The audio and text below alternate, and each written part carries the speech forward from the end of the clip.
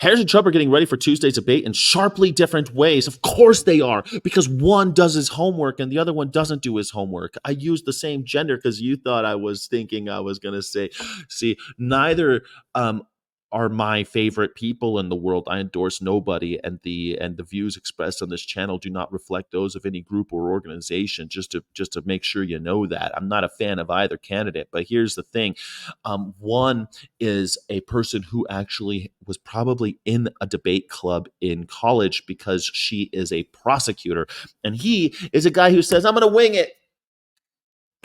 He's not even doing stand-ins according to his handlers. He is not rehearsing at all.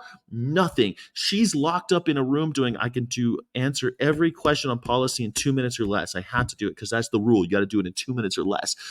So she's practicing, she's rocking and rolling. She knows it's going to be a joke. She knows he's going to just level insults at her and everything.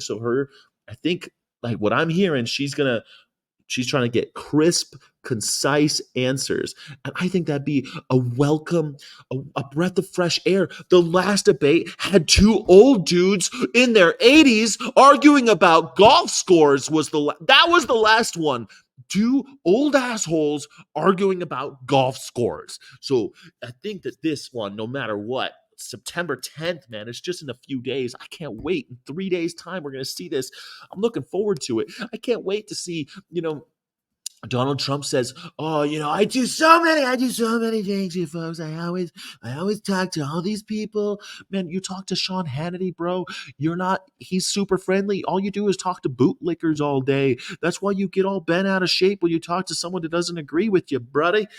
Bruh, like Donnie. I think someone needs to pull him by the collar and be like, Donnie boy, you got to practice. You got to do your homework, Donnie. Didn't your dad spank you?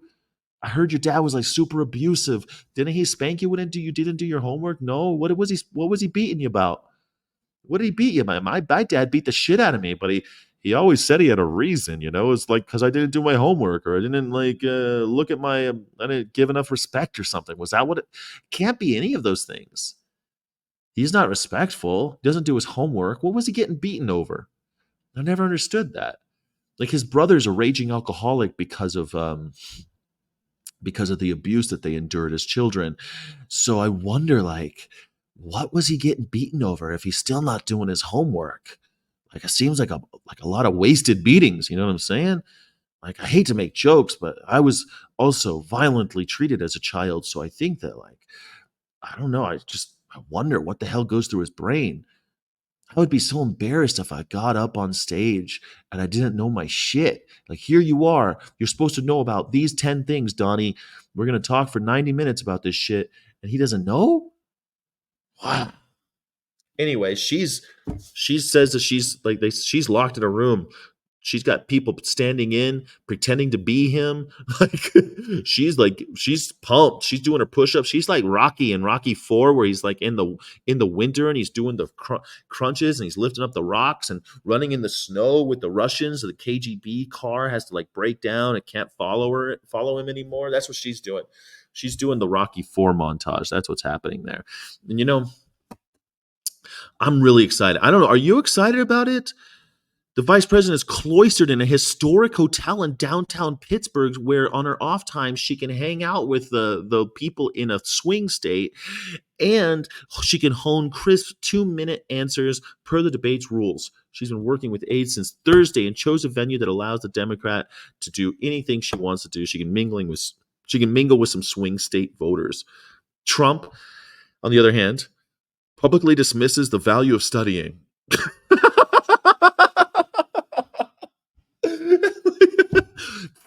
Fuck studying. You don't need to study. Just wing it. You're gonna wing it. The former president is choosing instead to fill his days with campaign-related events on the premise that he'll know what he needs to do once he steps on the debate stage. You can go in with all the strategy you want, but you have to sort of feel it out. You feel it out, don't you? I love feeling them. I love grabbing them right by the you know what. when the debate's taking place, he said at a town hall with Sean Hannity, that town hall, they keep calling it a town hall. It was not a town hall. But Trump then quoted former boxing great, and this is one of my favorite quotes ever. It's one of my favorite quotes. So this is something I gotta give it. I gotta give it to you, Donnie. Trump then quoted former boxing great Mike Tyson, who said, "Everybody has a plan until they get punched in the face." I love that line. I've said that line my whole life because it's an old line. I've always said that, but you still got to have a plan. Like that's they asked Mike Tyson, "What's your plan going in?" He says, well, "Everyone's got a plan." What do you think his plan is? Everyone's got a plan so they get punched in the face. Um, it's true, but the lesson of that line is that you got to have a plan. And then when you get punched in the face, you can either stick with that plan or you can deviate and think of other things to do. You got to be able to roll with the punches. Is the point of that quote. The great Mike Tyson knew that. You still got to have a plan. You think Mike Tyson went into the ring flabby and not trained? No, he was doing his push-ups. He was doing his sit-ups. He had people who looked like the guy he was fighting, pretending to be the guy he was going to fight, so that he could pretend to kill them. And he would like make up stories in his head about how he wants to eat Evander Field. No, who Lennox Lewis. He wanted to eat Lennox Lewis's children with a spoon. And here's another. This is why you gotta love sports, because sports gives you lines like this. Everybody has a plan, then you get punched in the face, and then you hear someone like Donnie, Donnie Trump he quoted it, which I love, but I think he missed the whole point of the quote. Like Trump doesn't understand what the quote means. But anyway, now you do, and you're welcome.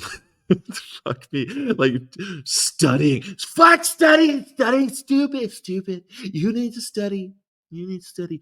And then meanwhile, you've got like Principal Harris over there, like you need to study.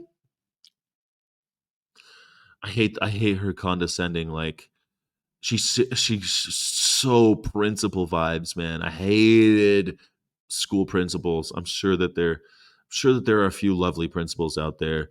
I had a few. I knew a couple like assistant principals that were okay, but like the principal always like leaders, new young leaders. I hate that. Like when you're in high school, the last thing I need is someone coming in and being like, "You're a young leader. You're all leaders. You're all leaders." I know my Kamala Harris my Kamala Harris impersonation isn't great because she's not as funny. She's not as funny, but God, that condescension. Ugh. But at least she does her homework. At least she's doing her homework, you know?